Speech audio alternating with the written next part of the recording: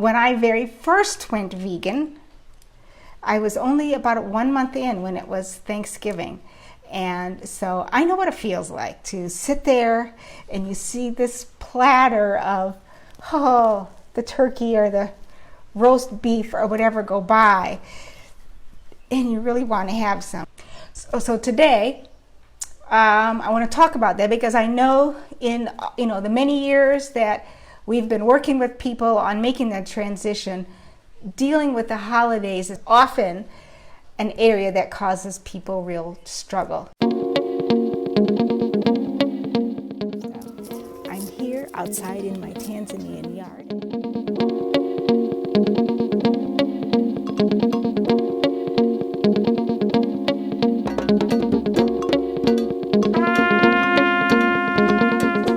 Here we are, I'm Opari, here in my kitchen in Arusha, Tanzania, talking about vegan for the holidays and how to create a holiday that you enjoy, that honors your traditions, yet allows you to stick to your commitments to yourself to eat healthy.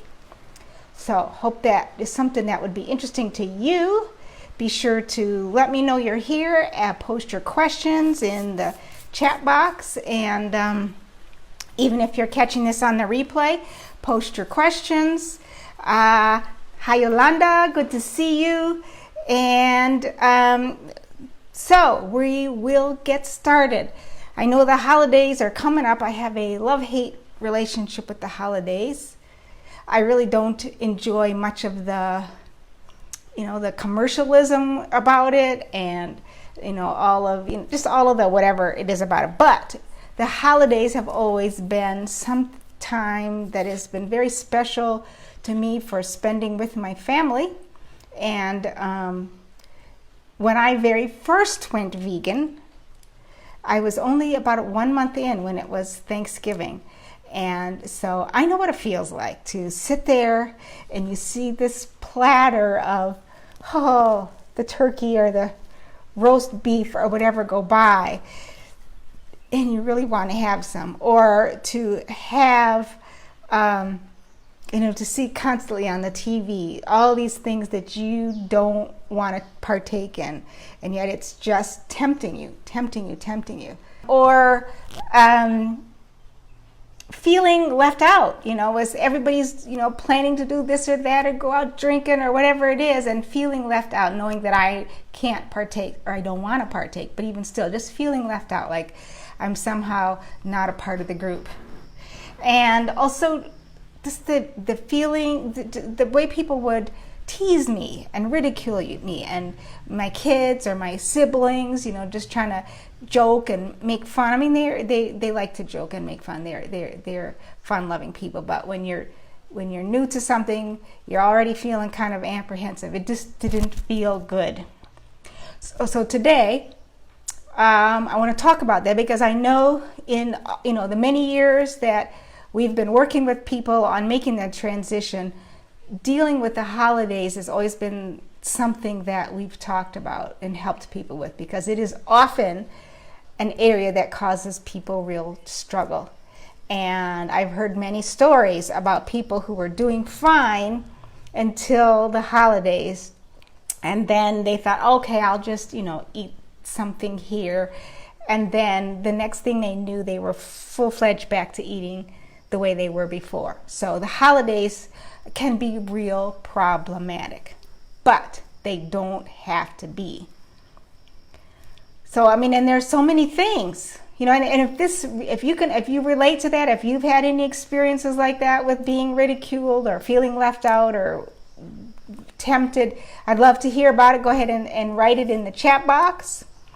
But anyway, the holidays are full of many different things. I just want to check in. Well, we're fine. There's work parties. There's always some kind of event or things going on in your office or in your company that you're supposed to go to. There's community festivals, whether you're doing Kwanzaa festivals or Christmas crafting things. There's, your family traditions. What has you and your immediate family done over the years? What is the thing you normally would do around the holidays? Do you travel? Do you have people come to your house? Do you take everybody off someplace else? Do you do caroling? Do you do crafting things? What are the things? Yes, calls for veganizing. Okay, we'll get there. Thank you, Yolanda. So social events. There's people have parties and they want you to come. I remember we used to go to when we were in Atlanta, to the Davis and Bozeman Attorneys Holiday Gala every year. There's your kids at school. They got to bring treats, or they have holiday performances to go to. There's your extended family and traveling to grandma's house or to your kid's house or whomever it is that you're traveling to. So there's all of that. And then, as I mentioned at the top, the media bombardment. I remember right before I decided to turn my cable off, it was at the holidays, and it was just one commercial after another about how I needed to decorate my home and how I needed this and I needed to buy these gifts, and so there's just so much at the holidays that can overwhelm you. So I'd love to hear, just like Yolanda shared, what are your challenges that you can imagine that you're going to face, whether you're first time vegan for the holidays or you've been doing this for a while. And why do you think that's going to challenge you? How is it going to challenge you? So either put it in the chat box or just make note of it yourself. These are some things that will help you, as if you can write that down. Where are you likely to be challenged? Another aspect of the holidays is all the emotions that come with it. Whether it's, whether you're vegan or not, there's a lot of emotions. There can be resentments that come up over, who gets to decide what we do, or whatever it is their resentments are. There can be guilt that you feel because you don't want to participate the way your family does, or you don't have the money to be lavishly giving gifts, if that's something that's going on. There can be a lot of anticipation. It could be exciting to go home and visit family, to have people come and visit you. It's beautiful, decorating. I used to love decorating, putting up the lights. There's nostalgia. It's a time to remember, and that can be good or bad. You can remember, what the holidays were for you when you were younger. They can bring a lot of joy. It can be angry. Can bring, camaraderie, getting together with people. A real feeling of magic, especially if you have children around. So what are you feeling? What are the feelings that you're anticipating? What do you want? What do you want your holiday to feel like? And what are the feelings that you think could be a problem?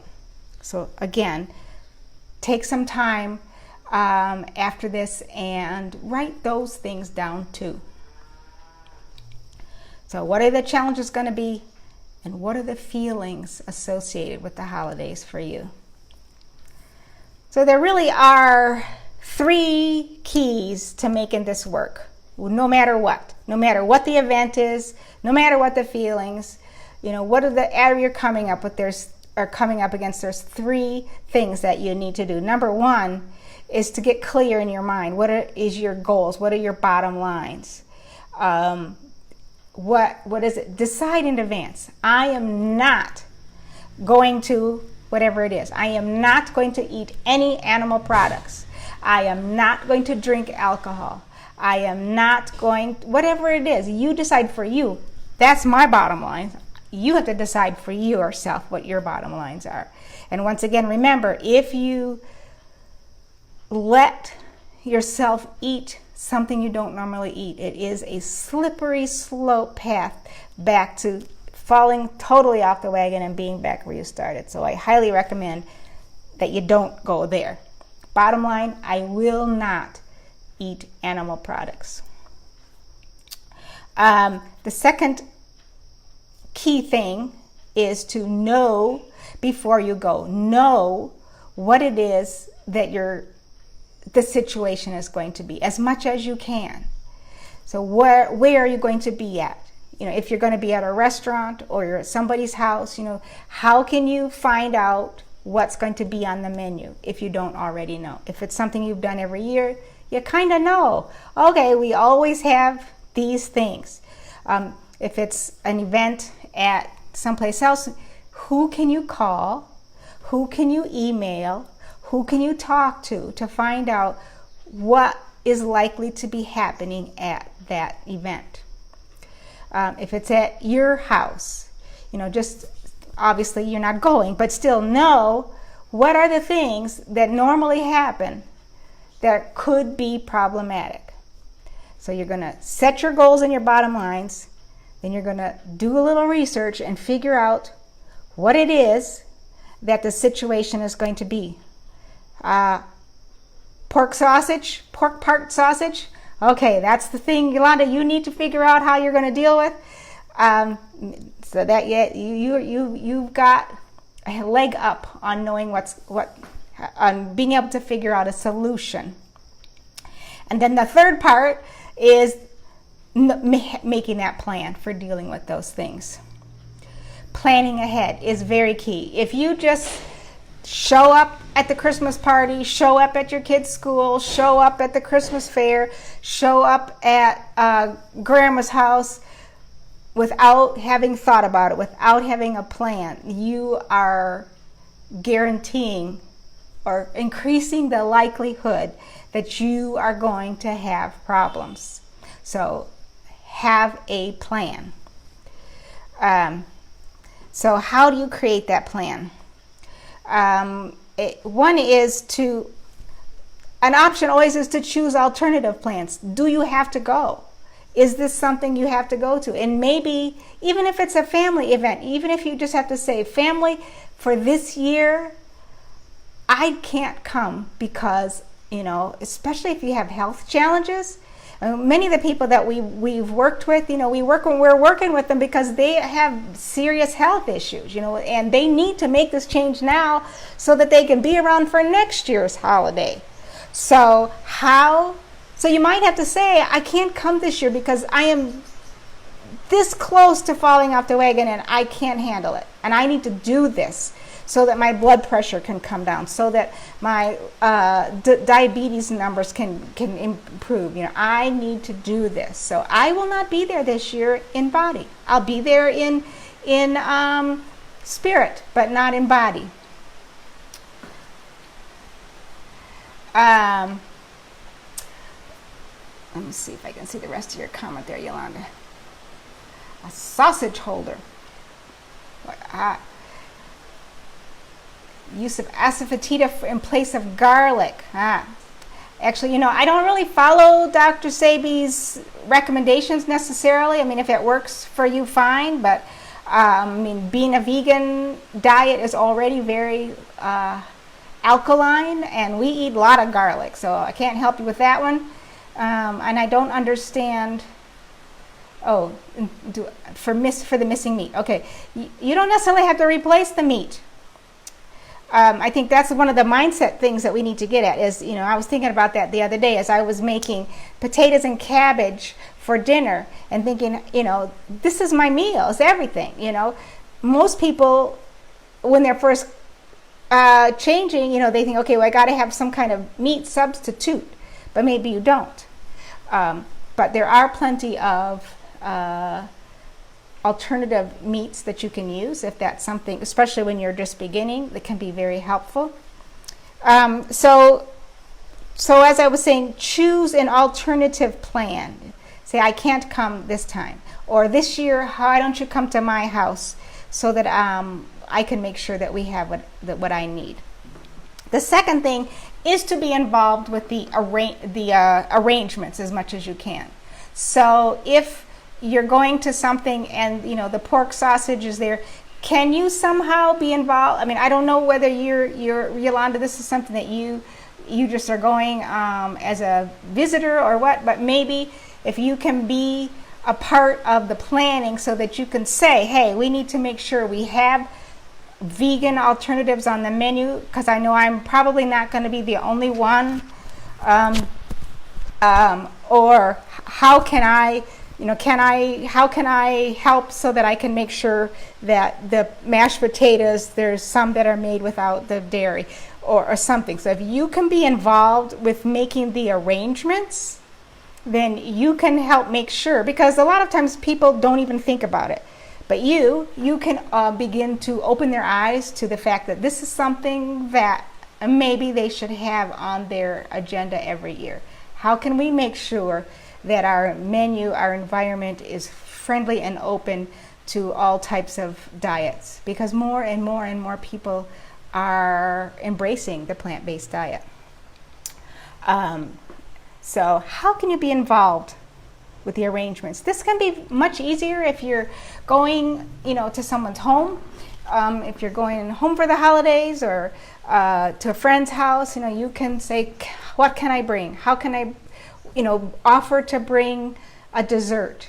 Offer to bring my spicy kale salad is something that you can bring. Everybody will love it and will probably ask you to bring it again next time. It may end up being a regular part of the menu. So how can you be a part of the arrangements so that you can make sure that what you need is also available?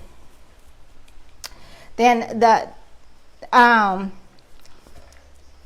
which leads to another thing, is to bring your own food if you have to. So Yolanda, you go into this thing, bring your own food if you can't eat what they have there, or eat before you go so you don't need to eat while you're there. But maybe you can make your own version of what they have there, and you just have it in your bag and you can eat that while everybody else is eating their unhealthy versions of it. Like I said, bring the nice kale salad, bring a dessert. Make sure to bring enough that you can share. Get your part out so you have enough, but bring enough so you can share, and you can help open the eyes of other people if you can. If not, maybe you just have your own little plate that you've made at home, you brought, and that's your thing. And Dr. Opari always would say, blame it on me. Say, my doctor told me I have to do this. So if you need to, say your doctor, or that, you have to do this for your health, people will be much more likely to understand. So you're going to set goals, your bottom lines before you leave. You're going to know before you go what the challenges are that you're likely to face. You're going to have a plan about how you're going to deal with those challenges. Friendly is a stretch among survivors. Bring your own. Yes. You got to do what you got to do, or don't go. And then, so we're going to choose alternative plans if we need to. We're going to be involved with the arrangements if we can. And we're going to bring our own food if we have to. And finally, don't be a vegangelist, a vegan evangelist. I know it can be tempting to sit there while they're sawing away at their steak or roast beef or turkey or sausage or whatever, and try to tell them that what they're doing to themselves. That they're slowly killing themselves eating that stuff. You know how bad it is for them. That's why you've made the switch. But don't be trying to tell them that, especially over the meal. But they're most likely they're gonna be looking at you and your tofurkey or whatever it is you're eating, your kale salad, and ask you why aren't you eating all this good stuff? And Dr. Opari always would tell me, and I didn't do it for the first few years, but he would always say, never talk about why you're eating the way you're eating over the meal. Tell them I'm more than happy to talk to you about it, but not while we're eating, okay? After dinner, if you're still interested, come and see me and I'll be happy to tell you why. 9 times out of 10, they will not come to you afterwards.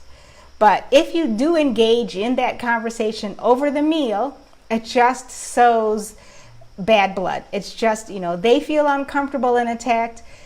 You'll end up feeling uncomfortable and attacked. It just makes negative, bad energy over the meal, and nobody needs that. One Christmas dinner, it was the first year I was eating raw vegan, and my stepfather held up this cooked green bean and was flopping it around. It's like, what's wrong with this cooked green bean after? I don't understand. What is it that's wrong with eating it like this? And it was like the last straw. It was the straw that broke the camel's back. They had been on me all day, and for one thing or another, because I live a weird alternative life, and I ended up in tears, getting up from the table and walking away. And so nobody needs that. You don't need that. And, I'm sure he felt terrible afterwards, so he didn't need that either. So don't talk about it over meal. And know that eventually your family, the people that you hang around, are going to get used to you being weird. Now, I've been vegan for 12 years now. And after about the 3rd year, it stopped being an issue. They just knew, oh, that's Amma, she's just weird. They knew they even thought about it themselves, sometimes, not always. But now they do. They know if I'm coming for dinner, oh, we're ordering pizza, we'll make sure to order a vegan, no cheese pizza for you. Is that okay? Yes. And once again, they'll ask me, will you bring your kale salad, or will you bring a vegan something or other? So they know now, but it's taken time. Now it's not a problem, and I'm not at all tempted. In fact, that first Thanksgiving, when the meat came by and I was tempted, I was like, oh, I really want some of that. And then I thought about it. Do I really want this dead carcass and the horrible energy of what's in that food from that thing being killed like that? And what's going to and what it does to the planet, what it's going to do to my body, what's done to the animal. Do I want to be a party to that? No, I don't. And I was able to let it go after that, and I didn't want it anymore. So, it's all a process. And if you do the best you can and you still mess up, you end up eating something you didn't want because you can't pass up that chocolate cake. Now, I know desserts are quite often the thing that gets people. If you mess up, don't beat yourself up about it. Pick yourself up and get back. That's why in my, I have a 3 coaching session Vegan for the Holidays program, and I try to do 2 before the holiday, 2 sessions before and 1 after, or like in between, like between Christmas and Thanksgiving, so that you can kind of, see what went wrong, and then we can make adjustments and figure out how to make it work as the holidays goes on. It can be done. We can create a vegan holiday. You can create a vegan holiday that really serves you, that you enjoy, that allows you to eat the way you want to eat, allows your family and whoever else to eat the way they eat. Everybody can be happy. We can all get along. So any questions? Any comments? Yolanda, I hope we addressed your sausage issue. Let me see what else is there. I think I've covered everything I want to say. So we're going to set our goals and our bottom lines. We're going to know before we go what we're going to be up against. We're going to have a plan for how to deal with those challenges, whether it's to choose alternative plan, to get involved with the arrangement so that we can make sure our needs are are met. We're going to bring our own food if necessary, and we're going to not vegangelize. Told a drive-thru served a vegan burger, ordered a mushroom impossible burger, got meat. Be aware. Oh yes, definitely. You never can be sure when you go out. One of the things I like to say to my clients is to be a pest. Don't be afraid to be a pest. Send it back. Tell them 10 times. I usually let Non-Quaker be the pest, but he's very good at that. He will say when we're ordering, I can't eat this, no meat, no cheese, no dairy, no, I'm vegan, I don't want this, and he'll say it a couple of times, and then he'll make his order what he wants, and then he said, and no cheese, no egg, he'll say it again, and when they bring the food, he'll even say it again then. This is no cheese on this, right? And if it still comes with cheese or whatever, send it back. You can never be too careful. So yes, be aware. If you're interested in getting some help in making your holidays work for you, I will put a link for the Vegan for the Holidays coaching package. Love to work with you and help you make sure your holidays work for you. And I hope everyone has a fabulous holiday if I don't see you before then.